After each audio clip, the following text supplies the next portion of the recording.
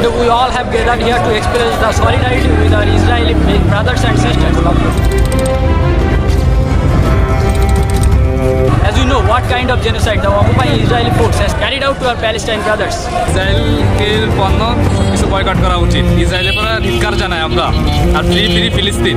As April 7, 2025, almost 50,000 people were killed by Israeli attack. আসলে এখানে mainly ফিলিস্তিনের ব্যাপারে বলতে গেলে এখানে ফার্স্ট অফ অল যে কথাটা হলো কি যে ইসরায়েল যে রাষ্ট্রটা, ইসরায়েল রাষ্ট্রটা তো আসলে কিছু ছিল না, বা যদি আমরা ইতিহাস দেখি এখানে তারা আসলে শরণার্থী হিসেবে ছিল।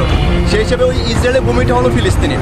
এখন শেষে এসে এখন আমরা বর্তমানে যেটা দেখতেছি যে জাতিসংঘের কথা বলি বা যত মানবতার ইয়ার সংগঠনগুলো আছে এরা সবসময় কথা বলে একপাক্ষিক কথা বলতে সবসময় যে ফিলিস্তিনের বিপক্ষে বা ইসরায়েলের পক্ষে।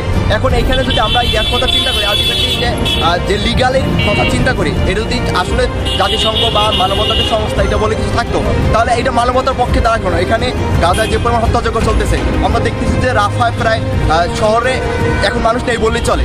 লাস্টে আমরা কিছু জিনিস দেখলাম যে কোনো বিল্ডিং বা কোনো স্থাপনা নাই, এখন মানে বোম মারা বা অন্যান্য মারার পরে মানুষগুলো উঠতেছে।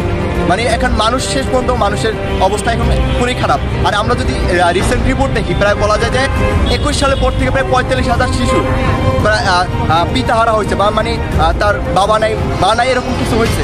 তো সেই হিসাবে আমাদের বাংলাদেশের পক্ষে যতটুকু সম্ভব আমরা এখানে তার সংহতি জানাচ্ছি বা এখানে এর সমর্থনে মানে ফিলিস্তিনের পক্ষে আমরা দাঁড়াচ্ছি। এটা আমাদের মানবতার দিক থেকে বা আমাদের ইসলামিক দিক থেকে বা যে দিক থেকে বলি না কেন নৈতিকতার দিক থেকে এটা আমাদের দাঁড়ানো উচিত।